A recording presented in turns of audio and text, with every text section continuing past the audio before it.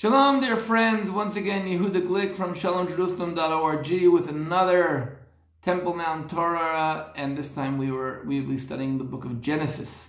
We're studying the fifth portion of the book of Genesis called Chayei Sarah, which deals with chapters 23, 24, and 25. Mostly we will focus today on chapter 24, but let's see what the whole story is talking about. The story is talking about actually the heroes that we've been accompanying the last few weeks are actually getting off the stage, and we'll look for new heroes. The beginning of the portion in chapter 23, we see the death of Sarah, and we'll say more on that, the burial of Sarah. Abraham, her husband, buries her. And right away, chapter 24 begins with the sentence, Ve'avraham zaken, and Abraham is aging, he's an old man, and he himself is very soon getting off the stage, and therefore he wants to respond to the death of his wife by finding a wife for his son. The end of the portion, chapter 25, tells shortly about the remarriage of Abraham, which also probably has something to do with the death of his first wife. Also, but I think which is much more significant is the death of Abraham, and he is buried by his two sons.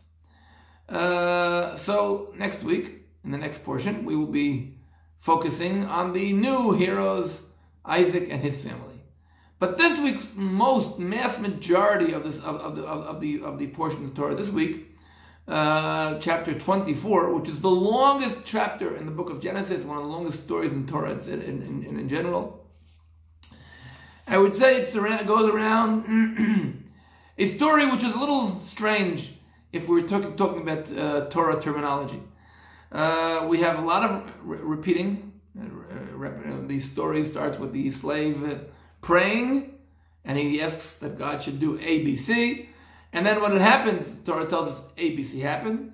And once again, when the slave comes to the house of Rivkah and meets her brother and her father, he repeats the same story again. So we have the Torah, who usually is very, very not generous by using words. Here we see the story takes a great margin, a great portion of the Torah. So why does this story get such a mass space in the Torah? I would say a less significant question would be, why does the slave of Abraham become such a great hero in this story? I mean, Abraham, Isaac, Jacob, there's the patriarchs, we have the matriarchs, Sarah and Rebecca, and why does the slave of Abraham, he become such a hero? Well, usually the heroes of the stories of the patriarchs are the patriarchs themselves, or their wives. Who cares what the slave thought, how he questioned his master, how he argued with Bituel, the father of Rivkah? And in general, why does such an important mission put on the head, or in the authority, the responsibility of a person who's considered a slave, would seem not such a very important person? Why doesn't Abraham himself? We're talking about a critical decision with eternal significance. Well, when Abraham has his slave swear, we think that maybe he won't be alive to see the implementation of the swear, and therefore maybe he doesn't trust him so much. He demands him to swear. So is this the person that he doesn't trust? This is the man that he is appointing him with this assignment. He's appointing him as the emissary for such an important assignment. If Abraham would think that he would still be alive, he wouldn't even need the swear, because if somebody's going to come that Abraham's not going to like, he won't approve it. It definitely reminds the swearing of Jacob to his son Joseph, where specifically there it says that he's doing it because he sees that he's about to die. Of course, I would say we can conclude with the question: Who is this slave that gets so many verses of the Torah? We don't even know his name. He is not named in the Torah. Of course, I mean, our scholars maybe to try to identify with him somebody, but in the Torah, his name is not mentioned. He doesn't even have a name. We don't know who this slave is. What we do know is that the slave is called Avdo Uzkan Beito, the slave of Abraham and the most elderly in Abraham's household, his servant, the elder of his house that ruled over all that he had. And this definitely shows that he is some kind of importance, but we don't know him from any place else. If Abraham's gonna be dying, we don't know exactly who's supposed to. We know that who's supposed to inherit him is Isaac, and Isaac needs a wife. Anyway, but why is this servant without a name? What is that trying to tell us? So we go back again to the verse where the servant is appointed, and as I said before, it says, "And Abraham was old, well stricken in age, Baba Yamim, Vadonai Birachet Abraham Bakol." And God blessed Abraham with everything. And then Abraham spoke to the servant who rules over the elder of his house, who ruled over all that he had. And he says to him, I pray thee that your hand over my thigh, and I swear you, and make you swear by the Lord, God of the heaven and the God of the earth, that you shall not take a wife for my son of the daughters of the Canaanites, among whom I dwell. So Avram, interesting. It tells his servant what should he do. He can't take a Canaanite. What should he do? And verse 4: Ki el artzi vel moladati telech. You should go to my country, to my kindred, my homeland, and you shall take a wife for my son, for Isaac. Now, it's quite interesting that this is the terminology that Abraham used. Abraham is having his servant swear, a very strong swear, that he should not take a wife from the Canaanites. We've never heard, by the way, that Abraham was commanded on such a thing like that. But Abraham makes his servant swear that he will not take a wife from the Canaanites, but you will go to my land, Artzi vel Moladati. We've heard those terminology before. Artzi, Moladati. That sort of reminds us of what God said to Abraham in Genesis 12. Lech lecha me'artzecha u'moladecha. Go from your land and from your moledet, your kindred or your homeland. When, by the way, there in the verse there it says, Lech lecha me'artzecha, from your land, me'moladecha, u'mibeit avicha, from the house of your father. Here, Abraham does not say them, they use the third one. But when the slave comes to where he's supposed to reach, he says, Ve'anochi nachani Adonai beit achei Adoni. And here, God has guided me and taken me to the house of the family of my master, which means that he's the house of his father. So here that was the third part of those three. So the slave goes to his land, to his house, homeland, and to the house of his father, which is actually a reverse movement of Lech Lecha, which Abraham was told to go. But what's more, I would say, more bothering is that Abraham calls that land Artzi, my land, my Moladati. Well, we maybe say my Moladati, a place where he was born, but Artzi, my land.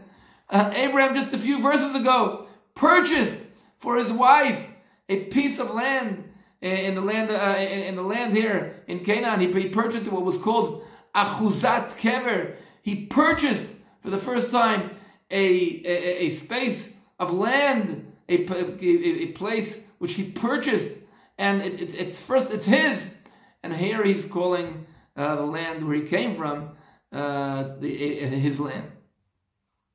Didn't he leave that place 100 years ago when he was 75?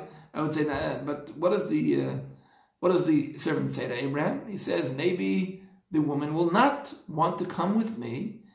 Shall I return your son to the land you have come from? Sheyatzata misham.